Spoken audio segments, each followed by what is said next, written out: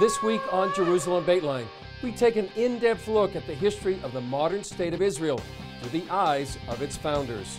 CBN's new documentary, The Hope, explores how courageous leaders birthed a nation and fulfilled biblical prophecy along the way.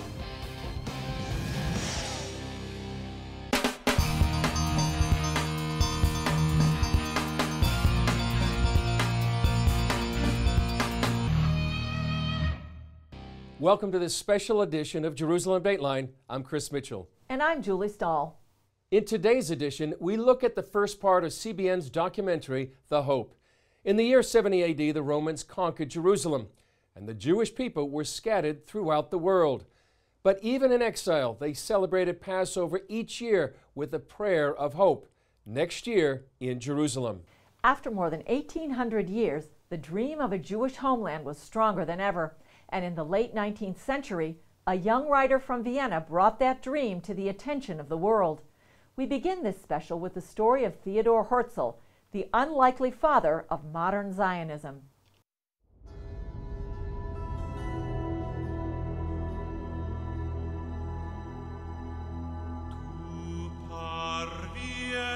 In 1893, a Viennese journalist wrote, "When I think of my son's future, I ask myself whether I have the right to make life so difficult for him as it has become for me. That is why we must baptize Jewish children, while they can still feel nothing, either for it or against it.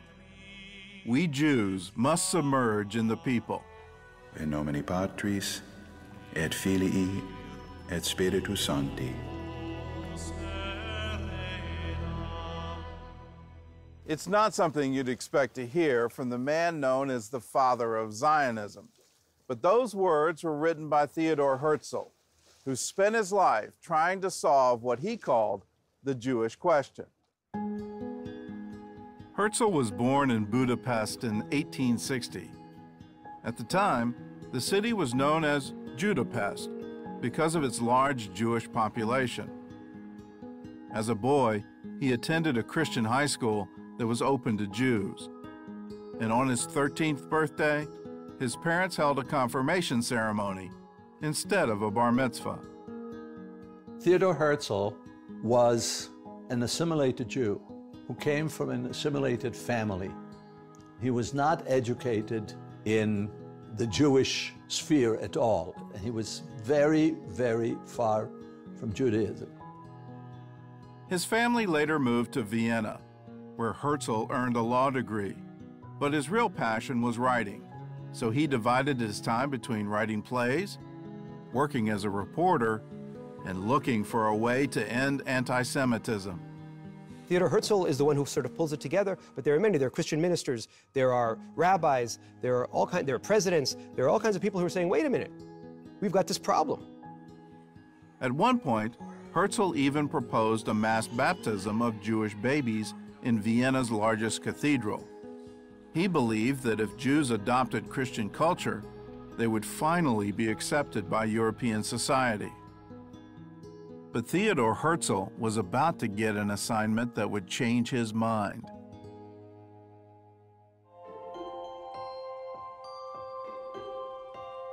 It was as a journalist for the top newspaper in Vienna that he was sent to Paris to write about the wonderful French experience. Herzl, who was a bon vivant, you know, and was living in Paris and enjoying himself and going to the theater 3 times a week, and all of a sudden, he saw the ugly face of anti-Semitism. Herzl was assigned to cover the famous Dreyfus affair, in which a French Jewish captain was falsely convicted of spying for the Germans. Herzl watched as Alfred Dreyfus was stripped of his medals and publicly degraded at the military school in Paris.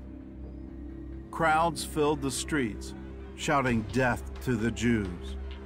People are inflamed, and they're shouting, not down with Dreyfus, not down with the individual, they shout down with the Jews. And Theodor Herzl has his aha moment.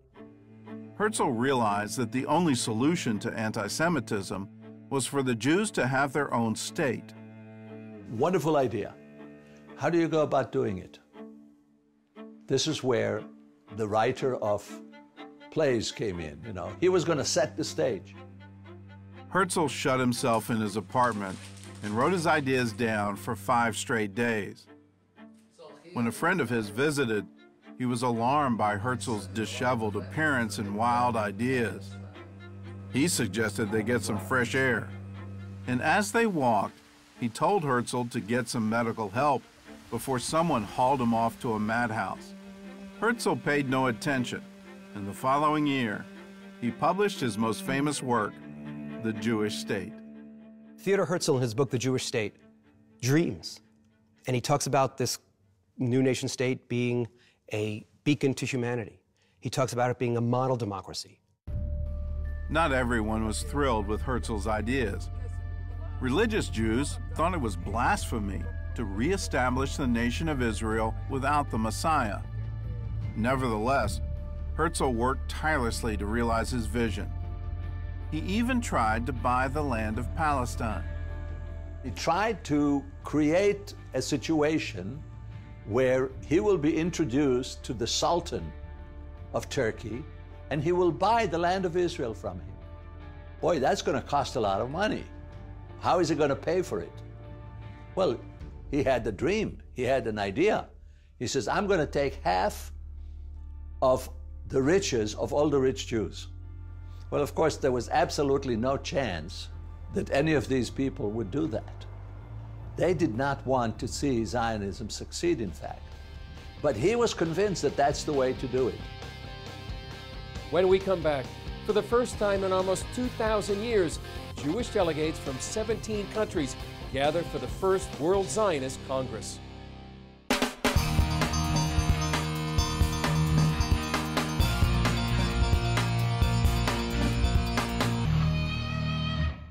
In his relentless effort to gather his people back to Zion, Herzl forms an alliance with the first known Christian to support their cause for Zion.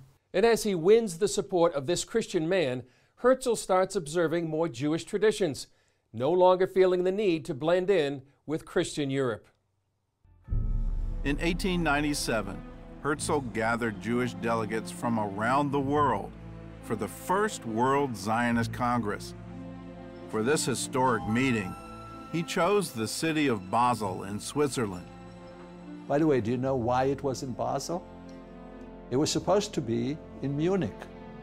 And in Munich, there were Jews who called themselves Germans of the faith of Moses. And they said to him, we don't want this Jewish riffraff from all over the world coming to Munich. In August, more than 200 delegates from 17 countries arrived in Basel. It was the first representative Jewish assembly in nearly 2,000 years, and the atmosphere was electric. Behind the podium hung a white flag with 2 blue stripes and a Star of David, a version of the design that would be adopted by the State of Israel 50 years later. Among the delegates was a man Herzl introduced as the first Christian Zionist. The Reverend William Heckler was the British embassy chaplain in Vienna. He was deeply interested in the return of the Jews to Israel, so he helped Herzl make some important political connections, and the two became lifelong friends. As Herzl walked to the podium, people cheered and stomped their feet. He opened the Congress by announcing, "We are here to lay the foundation stone of the house which is to shelter the Jewish nation." The applause was deafening. One English delegate described the excitement of the crowd. "By the rivers of Babylon, we sat down and wept as we remembered Zion. By the rivers of Basel, we sat down and resolved to weep no more." The beautiful thing about Theodor Herzl and the beautiful thing about Zionism is that it doesn't just stop with the negative. There is anti-Semitism, and there is negativity, and there's a certain rejection on the part of Europe. But what they also do is, I call it the jujitsu move, where you take the negative and you turn it into something positive. A few days later, Herzl made a bold statement in his diary. At Basel, I founded the Jewish state.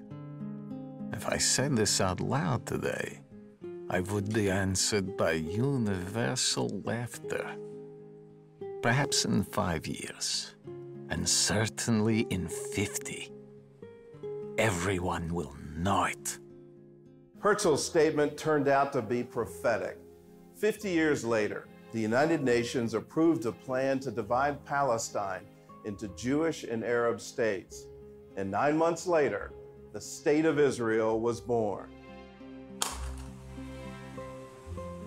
After the Congress, Herzl, who had never been religious, started observing some Jewish traditions. That winter, instead of having a Christmas tree, the Herzl family celebrated their first Hanukkah. Coming up, as Herzl rallies support, a massacre in Russia sets off the first negotiations to get Zion back.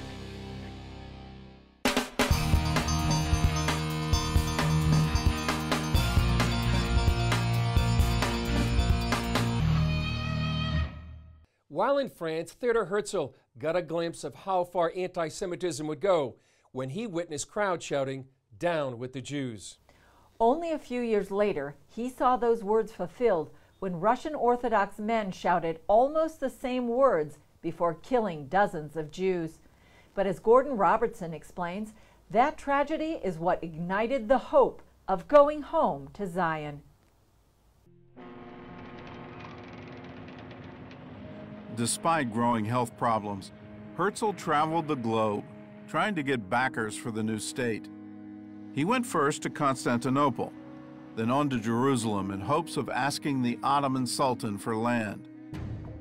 Then in the spring of 1903, the need for a Jewish state became more urgent than ever, as the world turned its focus on a small town in Russia.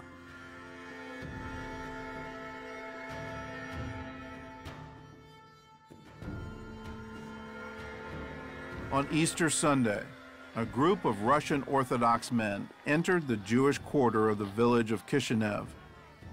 Led by their priest, they shouted, "Death to the Jews." The same cry Herzl had heard in Paris during the Dreyfus affair almost 10 years earlier. Eyewitnesses described the bloody massacre that followed. Wives, along with their husbands, were shot down.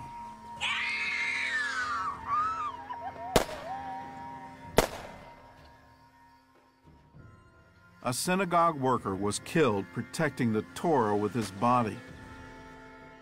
Children had their brains dashed out against the walls.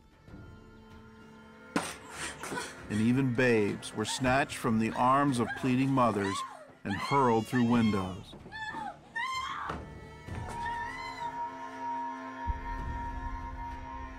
At sunset, the streets were piled with corpses. After 3 days, more than 40 Jews were killed, 92 were injured, and more than 700 homes were looted and destroyed.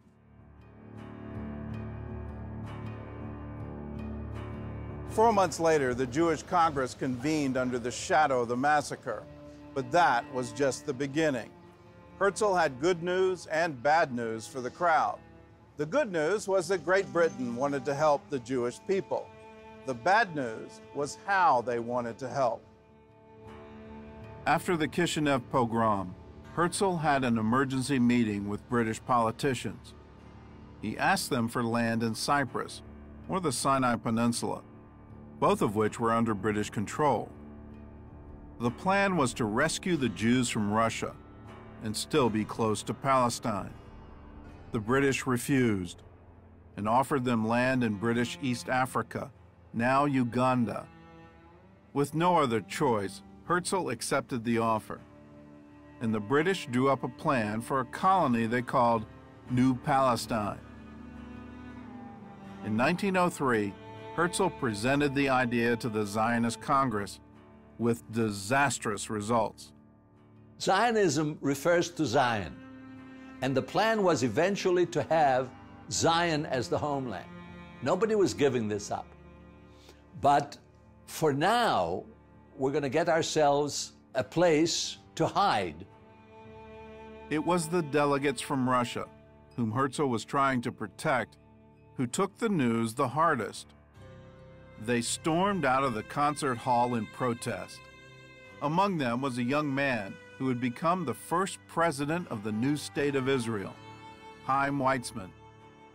The Zionists from Russia hated the idea, so they basically mounted a revolution against him and broke his heart, and he had been dealt such a tremendous shock that everybody doesn't take his word for the gospel truth. Herzl closed the Sixth Zionist Congress by raising his right hand and reciting a verse from the Psalms. If I forget thee, O Jerusalem, may my right hand forget its skill. These were the last words he would ever speak at the podium in Basel. Only his close friends and family knew that he was suffering from heart failure. And over the next year, his health declined rapidly. He told his old friend, Reverend Heckler, "Greet Palestine for me. I gave my heart's blood for my people." He died the next day. And at his funeral in Vienna, more than 6,000 people gathered to honor the man they had called King of the Jews. In 1949, the new government of Israel honored Herzl's dying request. They brought his remains from Vienna and reburied them here, on a hill overlooking Jerusalem. During his lifetime, Herzl was called everything from a hero to a dreamer to a heretic. But his influence on the Jewish people is undeniable. In the last decade of his life, he gave them something they hadn't had in nearly 2,000 years, the hope of going home. He was an amazing man. He deserves a lot of credit. He had a dream, and it was a good dream. But you know, there's a distance between dreaming and between bringing something to fruition. It took pioneers. It took men of action, men of work. Herzl was, in the words of that wonderful song, the wind beneath their wings. Up next, we fast forward to modern-day Israel, where Herzl's dreams continue to flourish. And we introduce you to a Christian man whose Jewish grandmother surprised him with the task to continue blessing her people.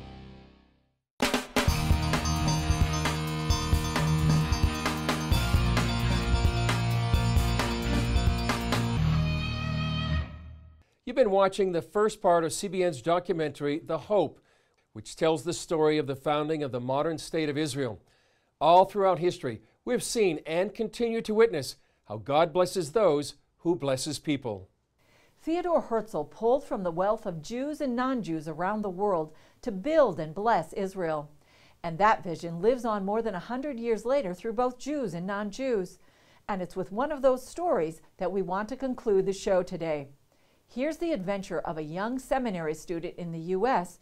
who had to figure out what to do with millions of dollars he unexpectedly inherited when his Jewish grandmother passed away. Walter Panzier never played wheelchair basketball until he visited this rehab center for wounded Israeli soldiers. Oh, that was incredibly difficult. They made it look so easy. Panzier and 3 other trustees oversee one of the largest foundations in the world, the Leona Helmsley Charitable Trust. They donate millions each year to worthy projects around the world, like the Israel Rehab Center. Helmsley built a hotel and real estate empire estimated at $6 billion. She owned the Empire State Building and gained a reputation, to put it mildly, as a difficult boss. When she named her grandson as a trustee, it was something he never expected. This is amazing. As a Christian, if you would have asked me 10 years ago, would I be standing here in Israel?